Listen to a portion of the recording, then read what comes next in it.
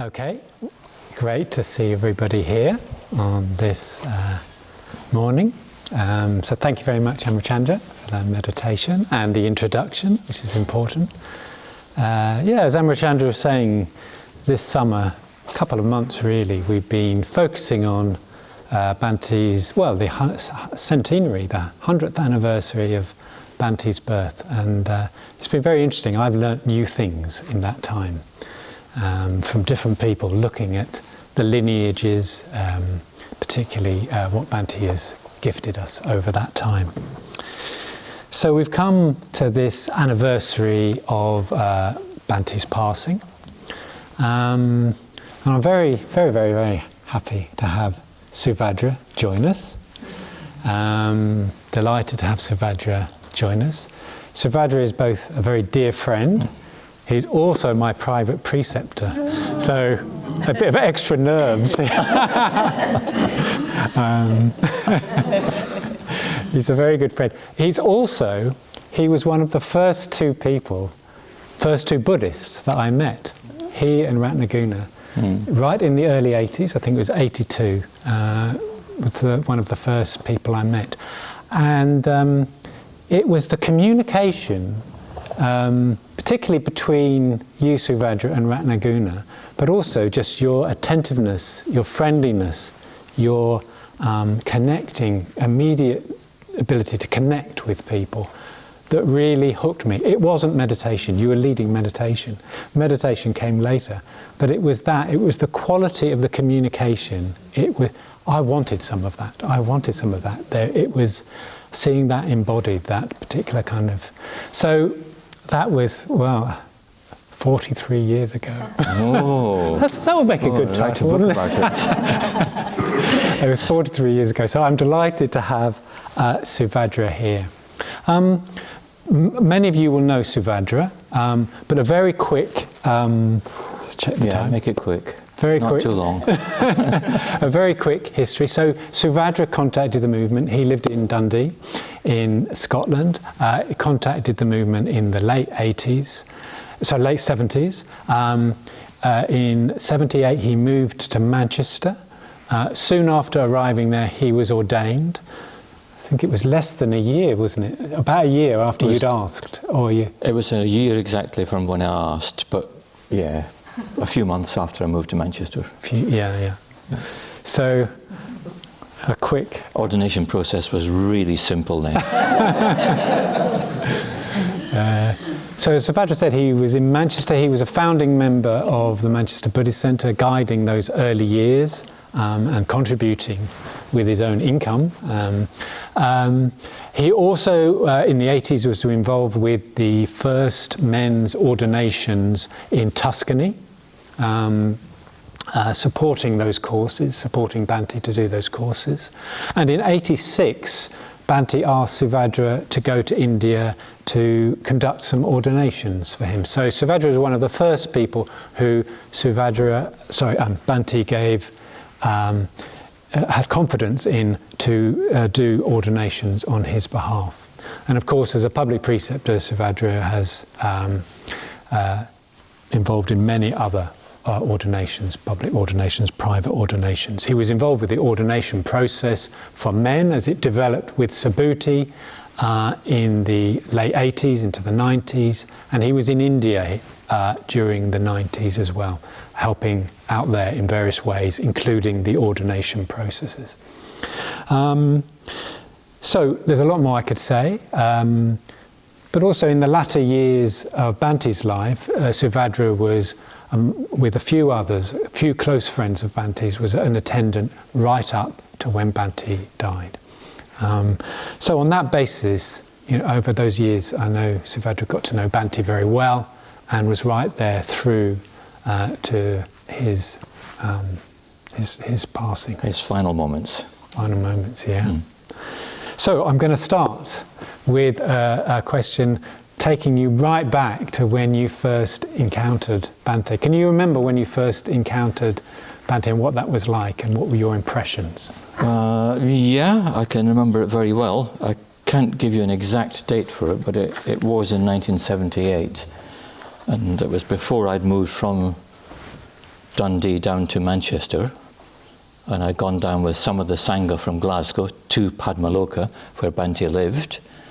And yes, I asked to see him, and just like everybody else did, and you were given a little time to go, and you, 15, 20 minutes, 30 minutes, I can't remember. I don't really know how long it was, but I knew that I was going to be seeing him, and I didn't know what I was going to ask, and a friend prompted me with 2 questions which I asked, just as they had given me those questions. There were other ones that followed it, but I was there in his little study in Padmaloka, and I was quite nervous because, I was just 26, and Bhante was whatever he was, in his 40s or 50s, and I knew a lot about him and him being this famous person, but he didn't know me.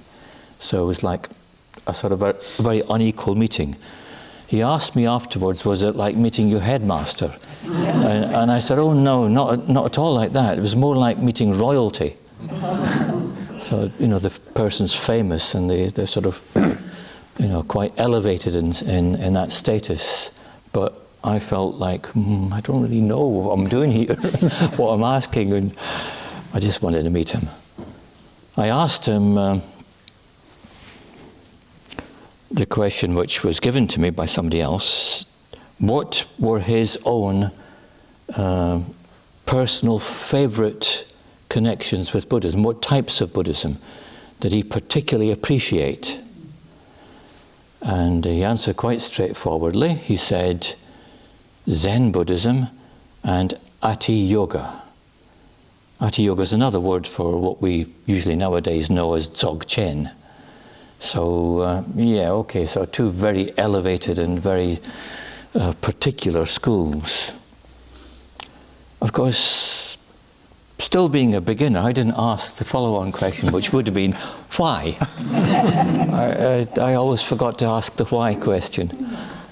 And then I followed up with another one, which is going to be interesting for some of you. I've already spoken about it being here in Cambridge already.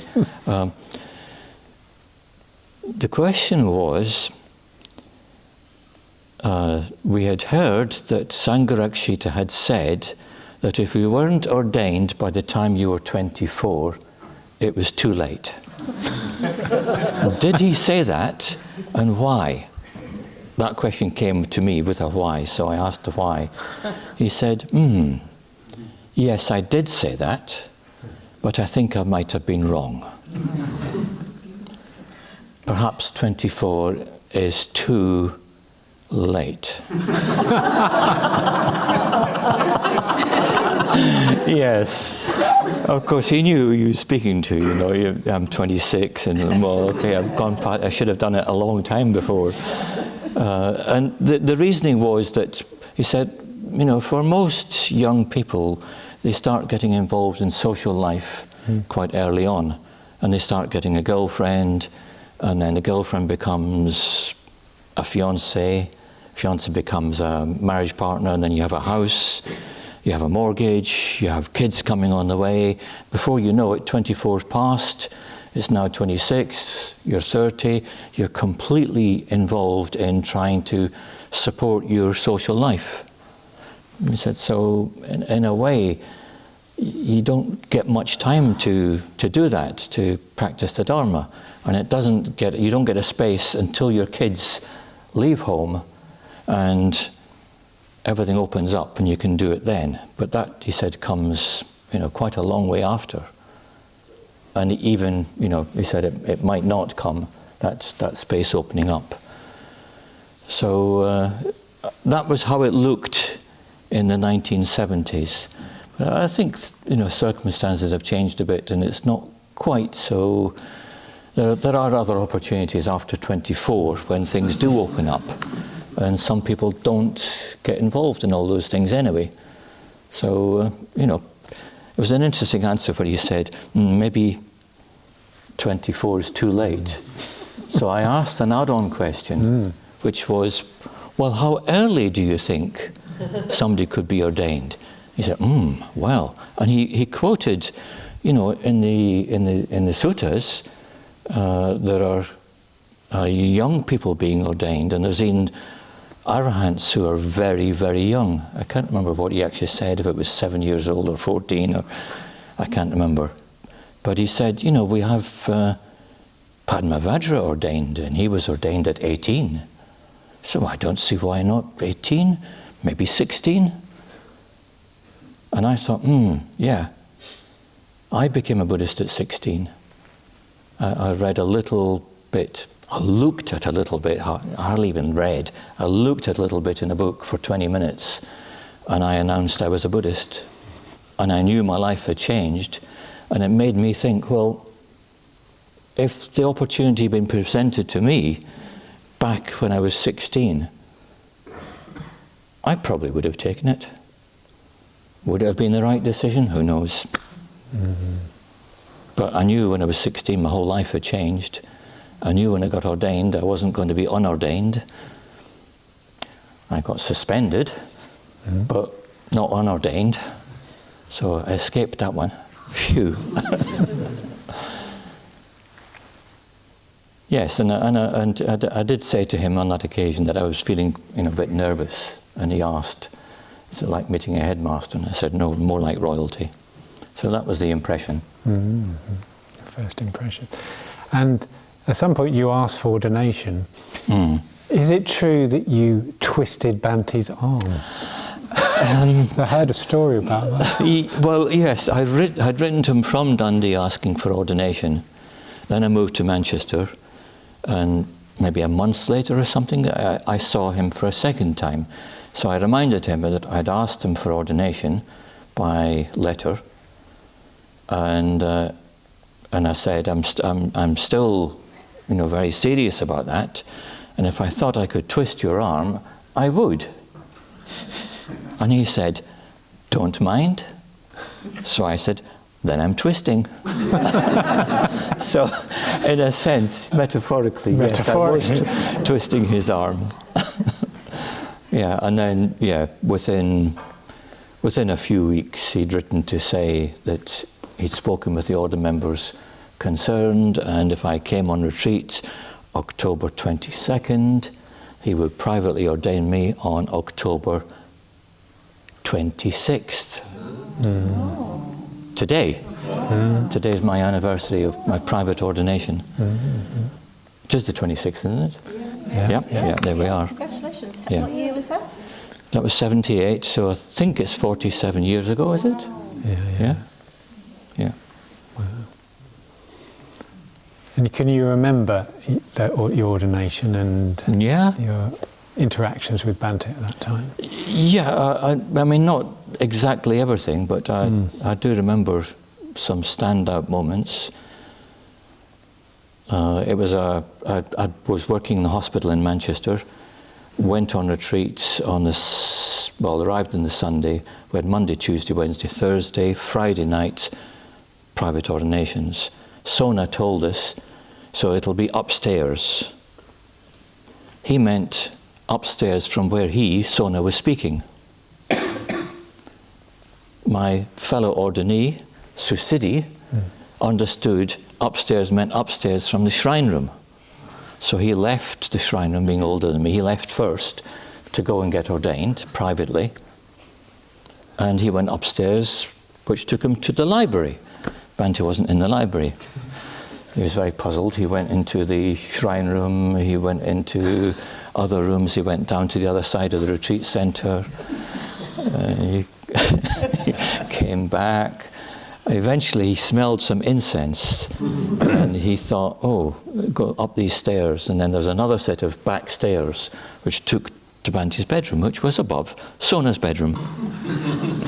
Bhante was sitting there with a flower, which he usually did. He usually was waiting for you to come and make the offering. And the flower, Sona said, Susidi said, was like wilting. I don't know if that was quite true or not, but that's what he used to say. So, we were all in the shrine room waiting, and I was thinking, what the heck happened? did he get some special tantric initiation? It took hours. I went up, and very straightforward. I made the offering to, like a small shrine and a small table in his bedroom, a little Buddha on it. Made the 3 offerings, sat down, recited the refuges and precepts, call and response. Then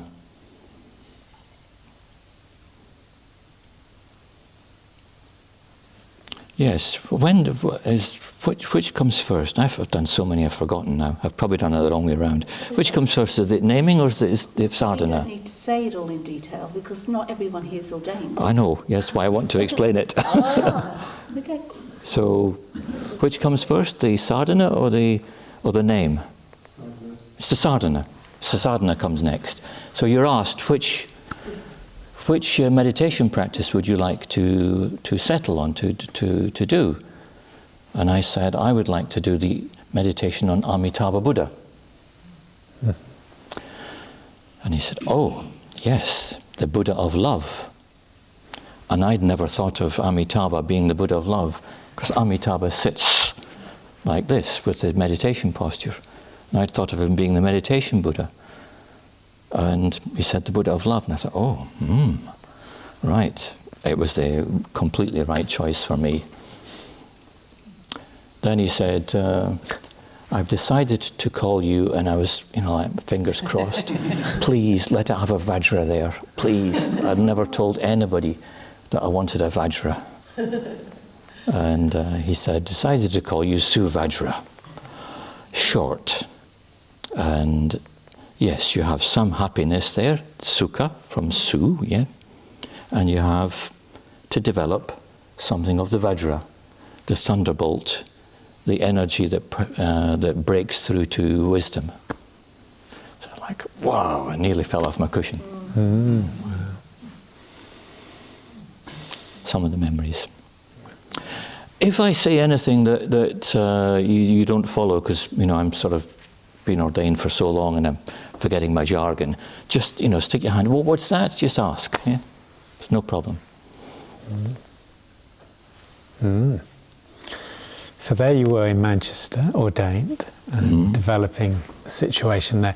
Then you then got involved with the ordination retreats in Tuscany, didn't you? How did that come about, and did you get to know Bhante more through being on retreat with him there?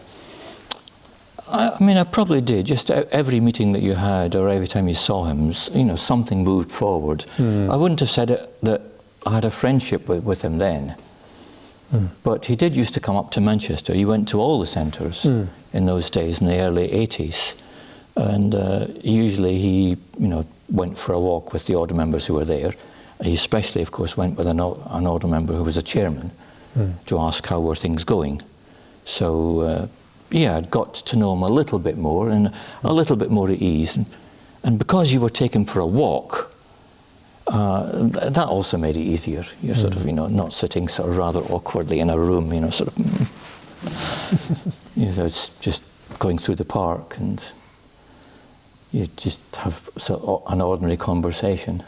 So, I got to know him a little bit more also in Tuscany.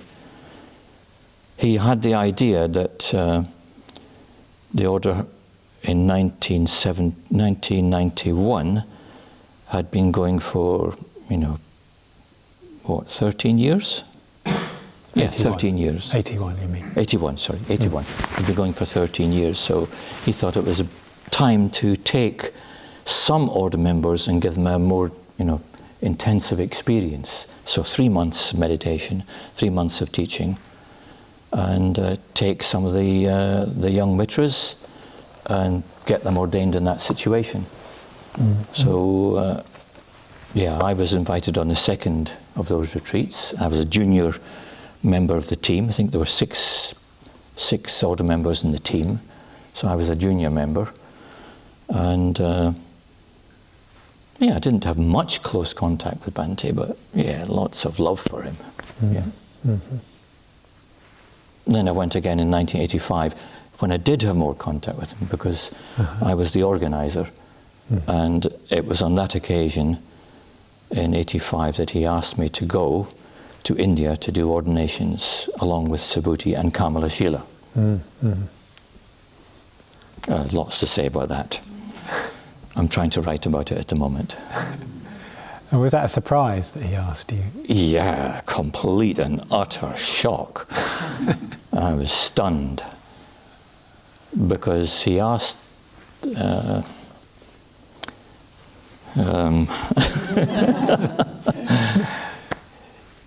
was the public ordination day in Tuscany, so like somewhere in the second or third, early third month, something like that. I can't remember exactly when, but he was going to be going away the day after to have a break from the retreat, just have a week in Siena. I mean, really, he wanted to see all the churches and museums and art and so on. So he was having a break. So the day before, on the ordination day, I asked him, well, I went into his room to ask if he needed any help. He was shaving at a mirror, very ordinary situation. And I told him, look, I was supposed to be going on pilgrimage to India after this retreat, but I've decided not to go because I think an extra 2 months in India on top of 3 months in Tuscany is too long to be away from the Buddhist Centre, and it's too long to leave Ratnaguna on alone, managing things. So yeah, I said, okay, yeah. And that was all that happened. Had the public ordinations, and I saw him sitting, up towards the end of the shrine, end of the row, where he was doing the ordinations from, and I was thinking, it's probably going to pass across his ordinations quite soon. It's getting to that point. Now I was thinking, and I think I know who's going to pass it on to. And I didn't say anything, I just kept that thought to myself. Next day he was going to be going on his visit to Siena. I thought I'll go down to the post office, pick up the post, did that, a letter for Bhante, dropped it in at his room, waiting for him to call me to take his suitcases down to the car, and he beckoned, well, poked his head round the door, just beckoned, went into his room and he said, I've had a bit of a bombshell by the post. I can't tell you about it now, but I want you to phone Ratnaguna and ask him if he would let you go to India, and that Bhante would consider it, he said, tell him Bhante would consider it a personal favour of benefit to the whole order, and also thirdly to the whole movement. I'm going, what the hell? I was shocked, And so I did that, and Ratnaguna said, well, of course, if you put it that way, of course, go, please. So, and I'm left a week while he's holidaying in Siena, thinking, what's going on? Has somebody died? Is there a conflict? Have I got to sort things out? Don't know. Came back, and then he called me and he said, the bombshell was that I'd arranged 3 people to take over the ordinations on my behalf in India. And 2 of them were Subhuti and Kamalashila. I got Subhuti right, yeah. Subhuti was going to be one of them. Kamalashila and Padmaraja. Padmaraja was the chairman in Croydon Buddhist Centre, and we were fellow chairmen together. And he said, the bombshell is that Padmaraja has written to say that he could not go. And the reason was because he had agoraphobia, that he could not be out of his circle of friends. He found that too difficult, and to go to India was just too much. So that Bhante would like me to go, and he was not thinking of me as a mere substitute for Padmaraja, but that I had my own good qualities. And that just plunged me into a whole crisis, Oh God, I was the organizer of the retreat. You go to the supermarket, like 12 miles away at the supermarket, and you've got 4 trolleys of soya, 4 trolleys of milk Yeah, plus all the other things. Just the milk is 4 trolleys. And you're at the counter in Buddhapalata, my fellow organizer turns to me and says, give me the checks. Oh, they're still back in the Il Convento. Oh, it happened twice. Car keys, I lose the car keys. So I went into a crisis thinking, yeah, how can this unmindful person represent the most mindful person I know? I came through it with the help of my friends. So yeah, it was a shock. So obviously you went out, you did the ordinations, which are great. Did that kind of change your relationship with Bhante after that? Did that lead to you getting to know him in a different way, or is it more gradual than that afterwards? Obviously there's been a process where you... I think everything was quite gradual in that sort of way, that, you know, nothing sort of suddenly changed, and I didn't see him much more after then, but I think my relationship with Subhuti changed, because, you know, from then on we were working, especially with the Indian community, we were working together more closely. So, and we were going out to India and spending 2 months together. And also, you know, very quickly after then I was, you know, living at Padmaloka with Subhuti and developing the ordination process for men in the West. So living at Padmaloka, I thought, oh great, so I'm going to get to see a lot more of Bhante. Within 6 weeks he moved to London. So yeah, it didn't happen, but yeah, you know, I still saw him quite regularly and frequently.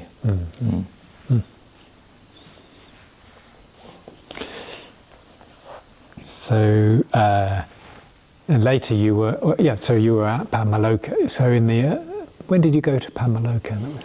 89. 89, yeah. We'd moved Buddhist Centre. We'd sold up the Buddhist Centre that I'd started with Ratnaguna, moved into temporary accommodation, and then Moksha Priya and Ratnaguna got the Wilbraham Road Centre. So I passed across the chairmanship to Moksha Priya, and you know, he was, you know, sort of waiting for me also to pass across the, you know, what you did. I'm not like that. Not nearly as organised as to know what to pass across. I just told him, you're the chairman now. And I stayed around for, you know, some months to help him just sort of be a bit more embedded in it. And then moved to Padmaloka. So would you visit Bhante in London? Did you see him there? Yeah. And he also came up to Padmaloka quite regularly. Yeah, he'd come up every few months to Padmaloka for, you know, because his study was there and so on, all his books were here, were there. And yeah, you know, we'd always see him. One of the times he came up, I thought I was going to challenge him. Right through the 80s, all the chairmen had meetings and produced minutes. Mitra conveners had meetings, they produced minutes. Centre councils had meetings, they produced minutes. All the minutes were sent to Padmaloka, sent to Bhante. Bhante read everything, minutely, carefully, in detail. So I thought, look, this is just too much. And I went and I said, Bhante, I've been thinking that I think you should stop reading all these minutes because it takes so long to read all these things, and I think your time would be better spent writing. And what is it you think I could be writing? I didn't expect that to come back. And this, you know, this particular, what I'm going to say now, sort of took note from what you said in you mentioned a couple of 100 years' time. What's it going to be like in a couple of 100 years' time? So that sparked my memory. Oh, right, okay. I said to him, well, Bhante, you said already, and you've said it in seminar, and it's in writing, that you have a number of things you wanted to write. You wanted to write a book on Buddhism and Christianity, and that you had a book with all the chapters laid out in your mind on the Madhyamaka school and meditation. And I said, and if you don't write these, who is going to write them? Okay, and then I added a bit extra. And there's all the seminars, Bhante.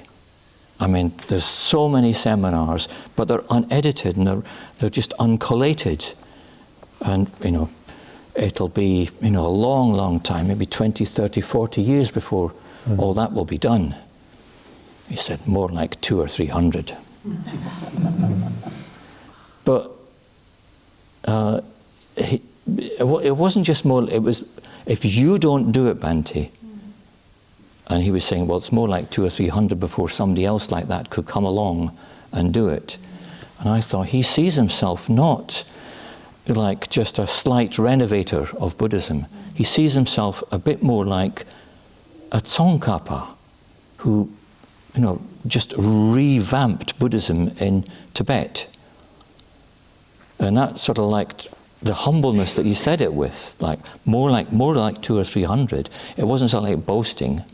It was something quite different. I thought, yeah, he actually sees, he has a vision of what we're going to be doing and what's needed for the next 200 or 300. And he sees that when he goes, there won't be another person like him for a long time.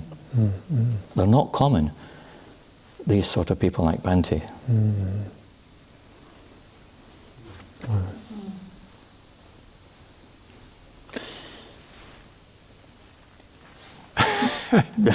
Did you have a question? Oh. So then how did he respond? What happened at the end? Did he say something about the minutes? The minutes are important. No, he didn't. He didn't say that he was going to stop reading them, and he didn't say he was going to, you know, do more writing. But he did do more writing, and he did, in the end, stop reading them. And I think it was passed across to people like Subhuti to, you know, keep an eye on things. But you know, he right up to the end. I mean, he wanted to know about what was going on in every centre, how it was going, what were the difficulties, what were the good things, what sort of people were coming along. Were they young people? Were they old people? Were they married? When we came back from India, when I came back from India, he wanted a full report. Yeah, he read everything. But he did do more writing. But he didn't write the book on, he did write the one on Buddhism and Christianity. He wrote the one on Buddhism and art, I said that. But he didn't write the one on Madhyamaka and meditation, which I think would have been very, very interesting. And I don't know what the chapter titles would have been, even to sort of like reconstruct it on his behalf. No idea.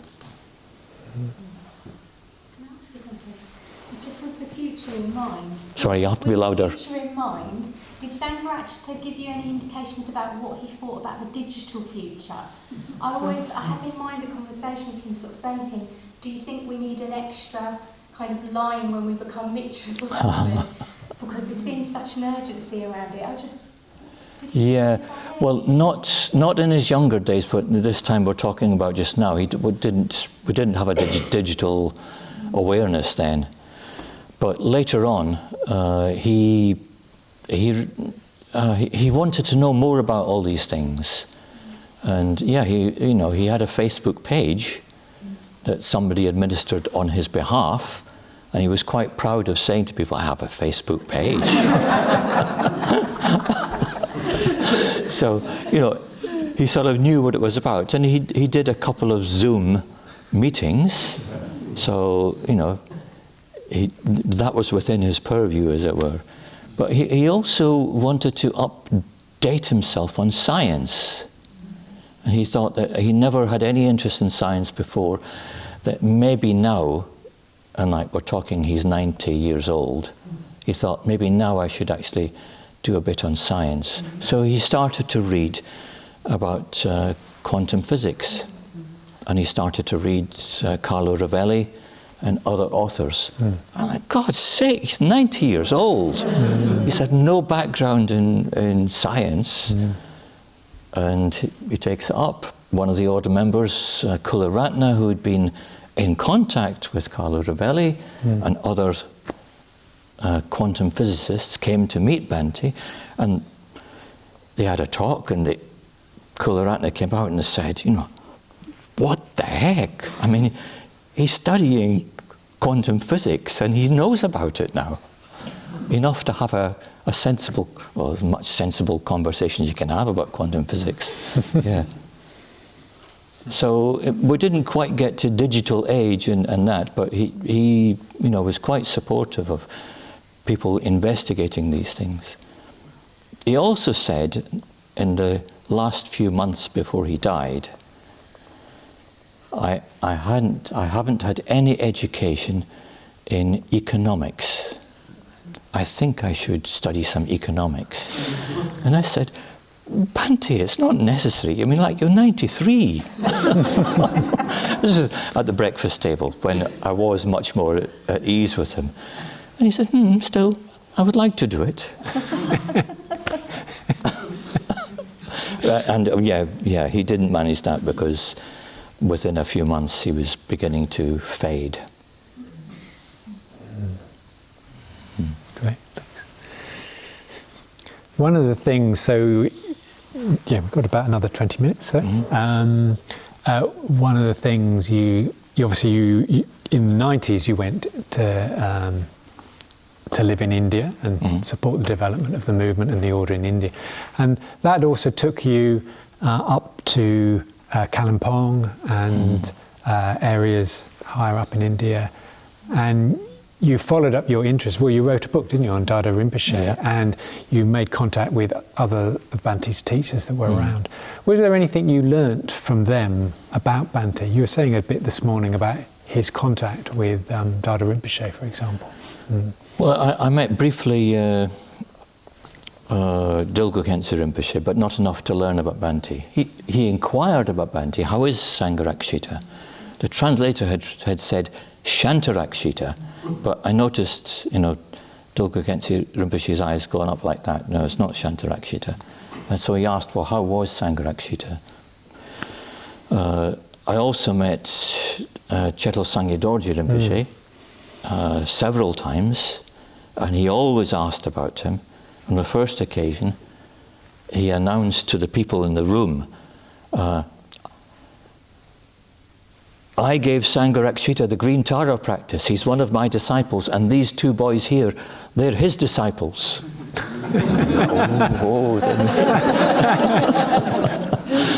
So, you know, in a sense, well, he certainly remembered Sangharakshita, and in some ways, he was, you know, healthily proud of that connection with him. And whenever I did see him, he always asked, how was he? And the last time I saw him, he's like, when is he going to come and see me? And I said to him, well, he's gone, you know, almost blind now, and it's difficult for him to move about easily. Oh, right, okay, yes. Yeah. So he called to his attendant, and the attendant went away and brought back a scroll painting of a female dancing figure. It's one of the figures in one of the meditation practices that Dudjom Rinpoche, another of his teachers, you know, it figures in that meditation from the Dudjom Rinpoche tradition. So, and he also gave some medicine for Bhante. So, you know, there was definitely a sort of, you know, a healthy respect of Bhante. But I think probably the most contact I had really was with Dhardo Rinpoche, either through the contact, you know, that I had when I went twice, only twice, to meet him. But others went, and others recorded their interviews, and I've got all the interviews. And that's what I used as the basis of the book, The Wheel and the Diamond. So yeah, I learned more about him. I learned that Nagabodhi had asked Dhardo Rinpoche about meeting with Sangharakshita. How much did he meet him? And there was a little interchange between him and the translator, Dhardo Rinpoche and the translator. And they were like trying to work out the date, because the dates are done by, you know, oh, that was the wood snake year, and you know, that was the up to the dragon, with the wood dragon. So they're working out. So then Rinpoche said, yes, I met him once or twice a week for 15 years. So it was a proper relationship. If Dhardo Rinpoche had been in Lhasa with his own teachers, he would go and see his own teachers, no doubt, like, for a particular initiation, and maybe a follow-up, and then he probably wouldn't see that teacher again for, some months. But yeah, Dhardo Rinpoche went to Bhante's Vihara, and Bhante went to Rinpoche's school once or twice a week for 15 years. That's a good, healthy relationship for any sort of, disciple-teacher relationship. Mm-hmm. So I learned that, and we asked questions of Dhardo Rinpoche, like somebody had given us a question to ask. It was, do you think Sangharakshita is a rebirth of any particular famous person previously? And he said he couldn't say for sure at all if that was the case. But definitely Sangharakshita was an outstanding person, and that whatever he said I taught Sangharakshita, he was able to pick it up very quickly, understand it at depth, and teach it. He said, and to do all three, it's very rare to get that. To understand it, straight off, and at depth, and to pass it on in a way that's understandable for others. He said very, very few could do that. So, wow, yeah. Wow. And other people also asked him, and they got similar replies. Yeah.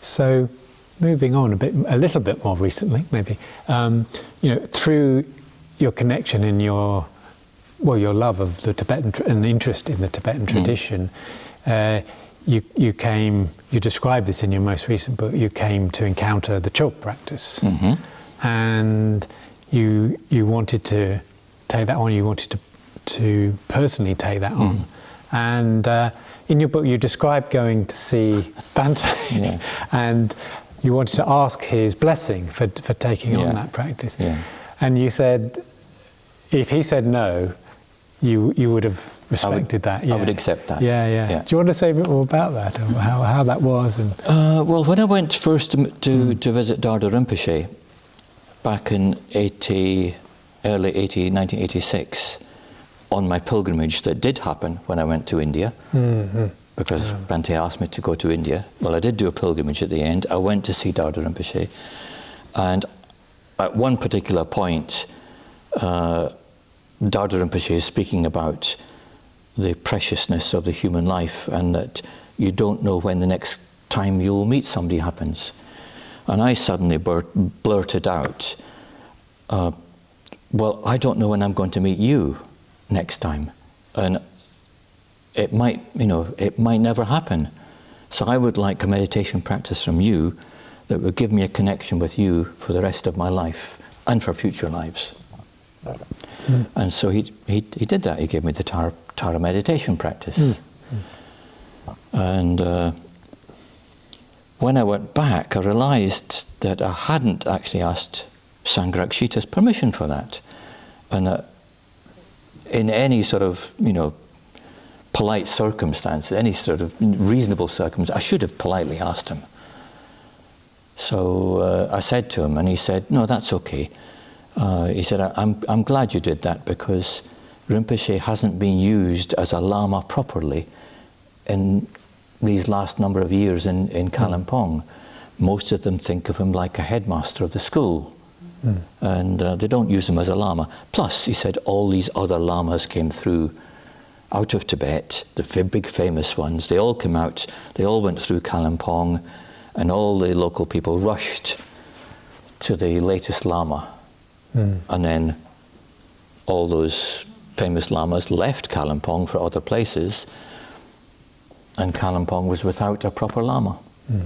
But they had one, and they woke up a bit late to it, but they did. So I realised, oh, actually I should have asked properly. When I came to think about the Cho practice, which is a rather unusual sort of ritual type meditative practice, it's a bit esoteric. At least on the outside it's esoteric. But it's just the same in essence as all the other practices. It's exactly the same. You're trying to undermine ego clinging. So I thought, if I want to take it up, I really have to check it out with Bhante. So I wrote to him specifically saying, I'm investigating it at the moment, and if I'm going to take it up, I will come and ask you for that. And if, you know, when I come to ask you to do it, if you don't want to give it to me, that's okay. So that was like the first letter of warning. I sent a second one after the investigation saying, I do definitely want to take it up.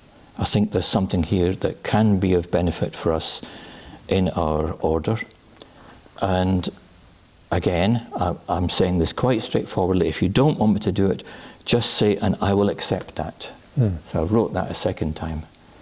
Then I went to see him and in his study and said exactly the same thing. And I emphasized, and I really mean it, that if you're uneasy about it for any reason you don't think is appropriate, just say, and I won't mind, I'll accept that. So he said he was quite happy for me to take it up. He asked me, what do you think, you know, this tradition, this Cho practice has got that you could bring in that we don't already have? And I told him. But yes, he told 2 or 3 other order members afterwards. Suvajra was the first person who asked me and gave me a real choice to say no. That most others, actually it was dependent, they're asking. People probably would have accepted it, but a bit grudgingly maybe, or mostly that they'd gone and decided it, that this is it, this is the one I want. Let's just go and get Bhante to say yes. And he never quite felt really quite free. So he said that, now, you know, it's like, oh, right, good, I got it right this time. Good. So we've got just a little bit more time. So I wanted to bring up, you know, in Bhante's last years, you were there quite a lot. Yeah. And I just wonder whether there were any particular episodes or incidents that stick out from you from that period of caring. Yeah. How long have we got? About another 8 minutes. Well, that's okay, yeah. I was asked to go down to help Paramartha look after Bhante. Paramartha had been with him for quite a while. And Bhante's medical condition was, you know, pretty awful. It was pretty awful in Birmingham, when he lived in Birmingham by Padmaloka. And the doctor there had put him on Zopiclone, which really you should not be on for a long time. Bhante's condition didn't improve. The doctor increased the dose and kept him on it. And when we got to Adhisthana, he had a new doctor. And the doctor thought, well, that's jumping ahead, the doctor. Yeah. So Paramartha is like having to manage Bhante and his medication and manage his connection with his doctors. And with nobody else around at Adhisthana at that time, that he felt that he could, you know, speak with in a sort of, in a close way.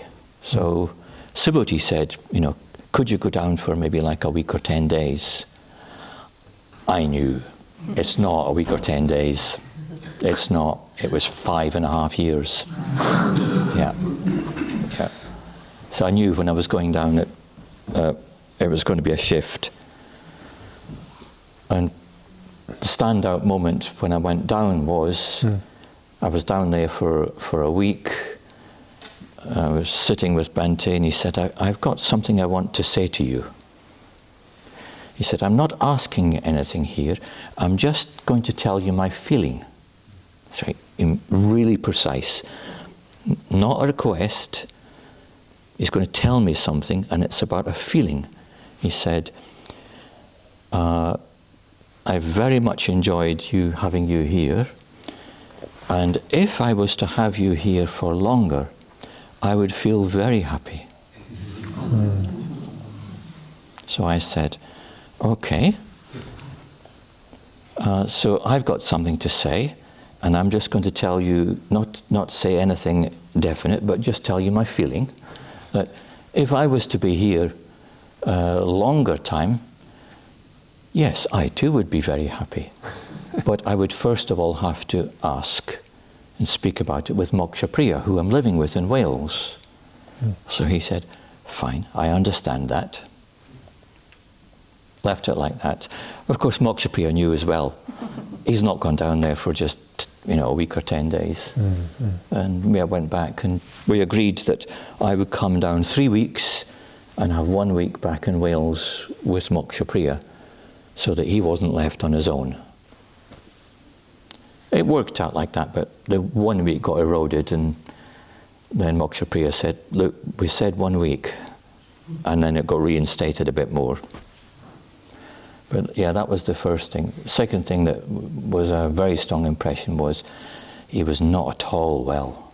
Not at all well. And I looked at his medication, and I've got a medical technician's background, so I knew I knew my way around and what to do. I realized, this medication is crazy.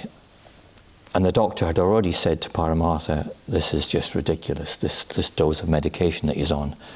The previous doctor should have had him off that within 2 months, 3 months at the very most.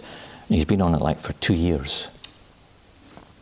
And he was ramped up by this medication into a sort of weird state. And he told me when I arrived that you'll have to be careful because I'm on this medication and it's having a strange effect and I can't be completely objective.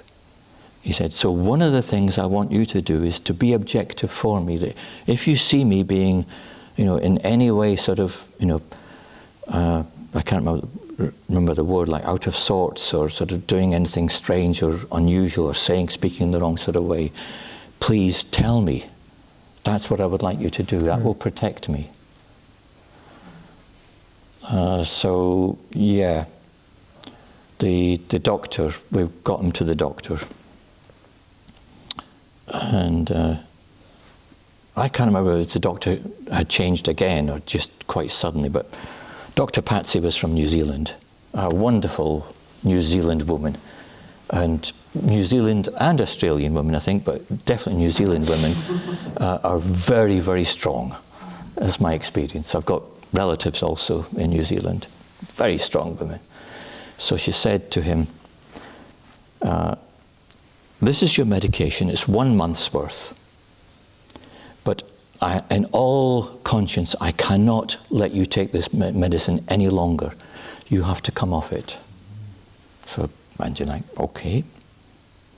So we got it back, got the medicine back. Me and Paramartha did a schedule. We eked out the medicine to last 3 months, taking him off little bit by little bit.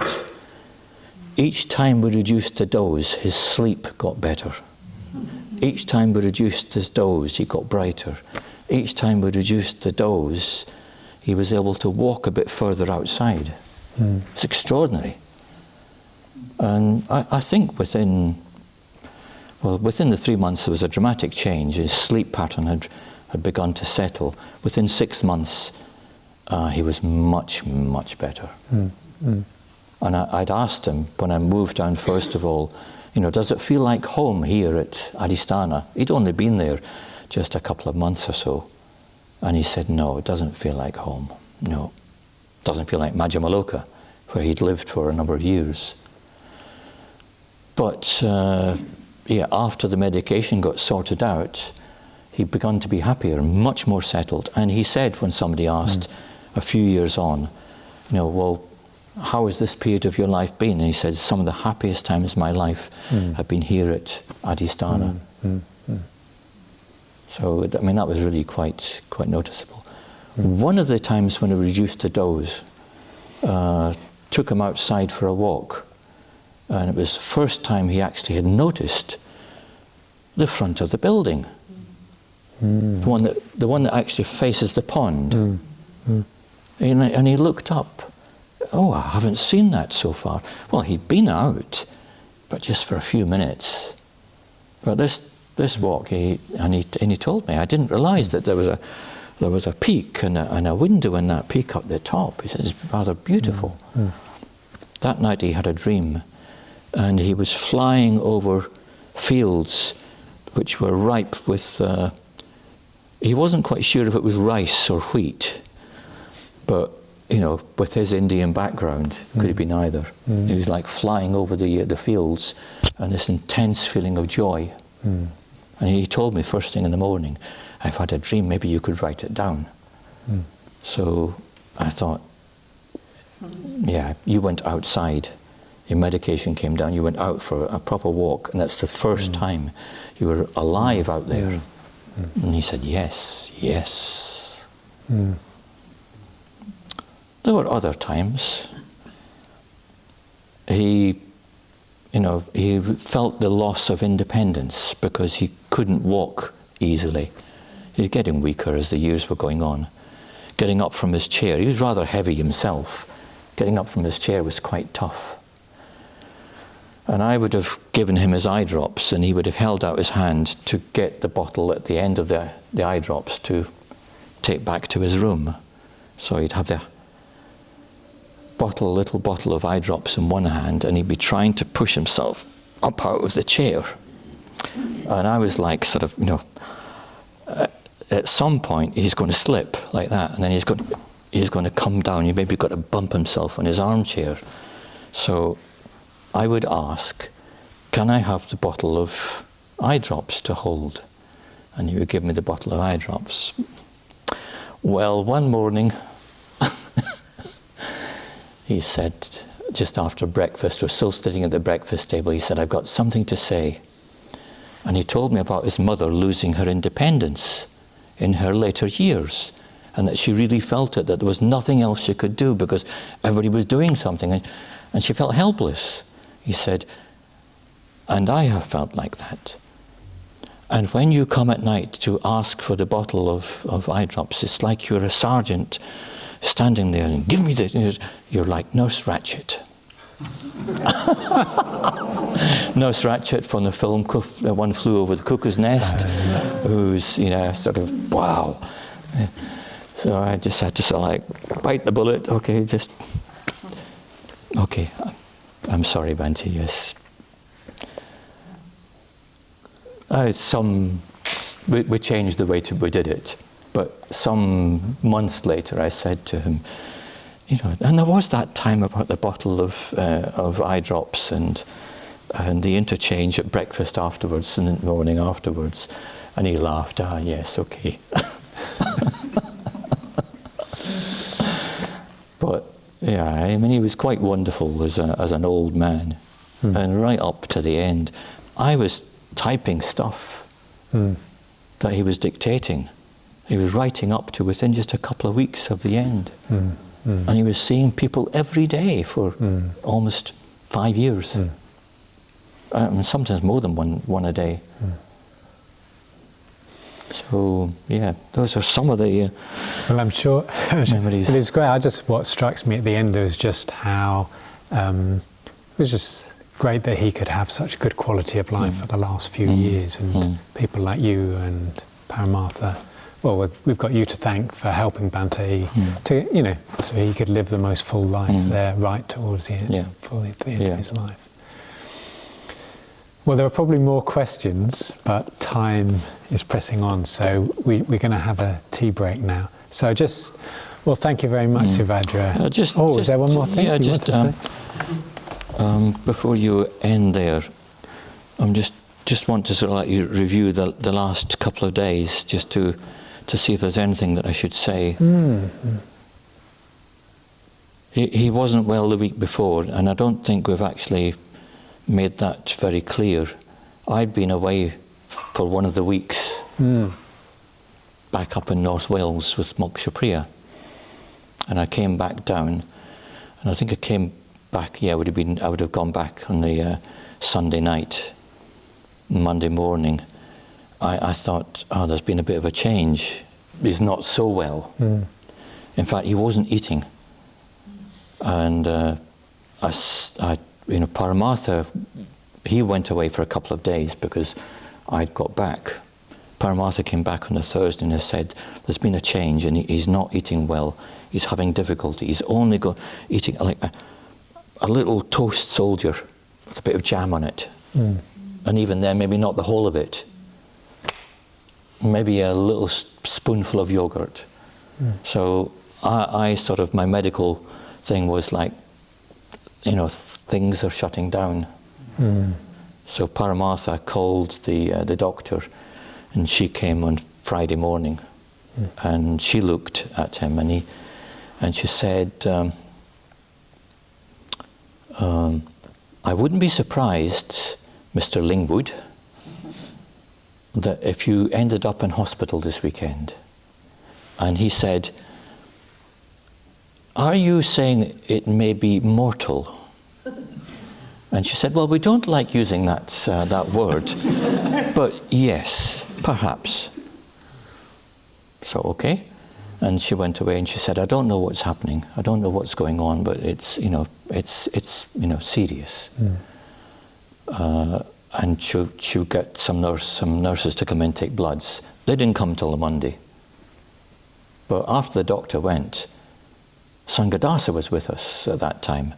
And he just said to Sanghadasa, I think we need to put those books away and we need to tidy that up.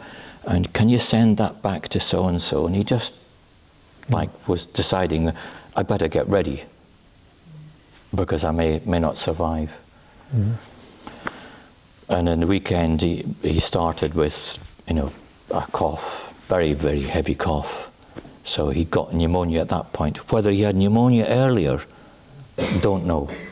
It didn't seem like he had cough, but he just wasn't eating, not able to eat. Monday morning, the nurses came. He sort of wowed them. Yes. Oh, Mr. Lingwood, you're a model patient. And he turns around from his bed, where he's just had his bloods taken, and you are a model nurse. Like, wow, Bhante, wow.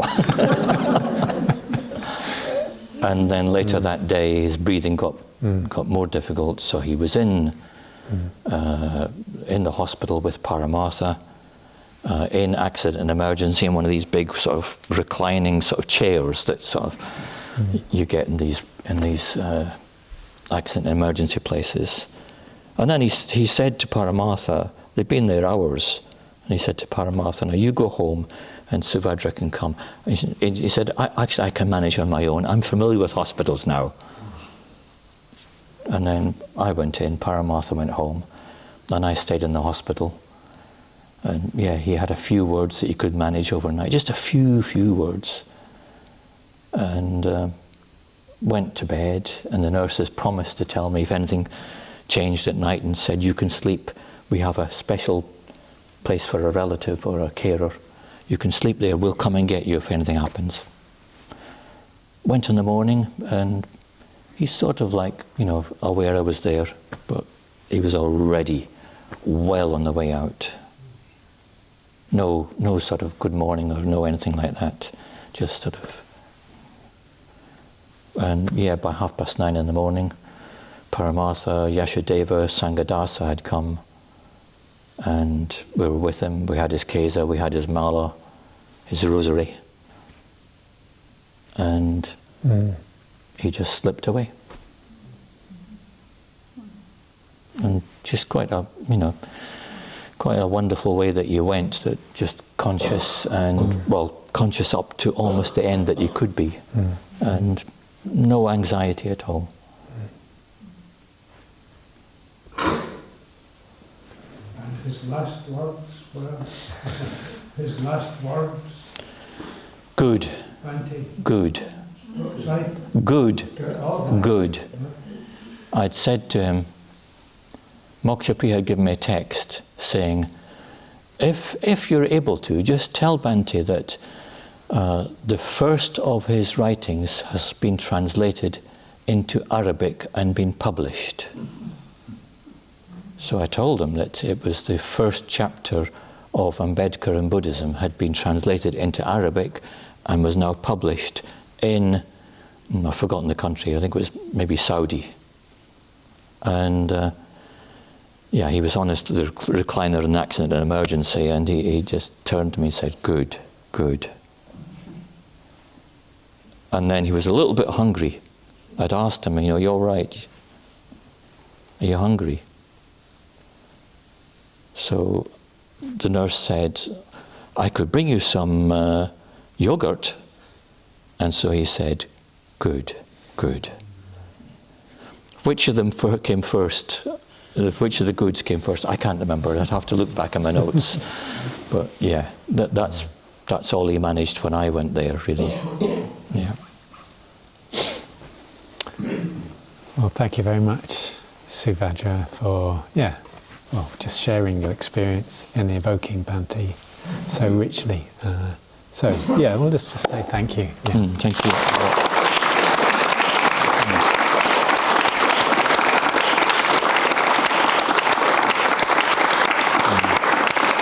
And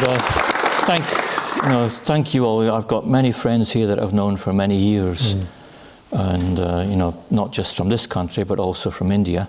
So I'm glad to see you all, and some newer friends here.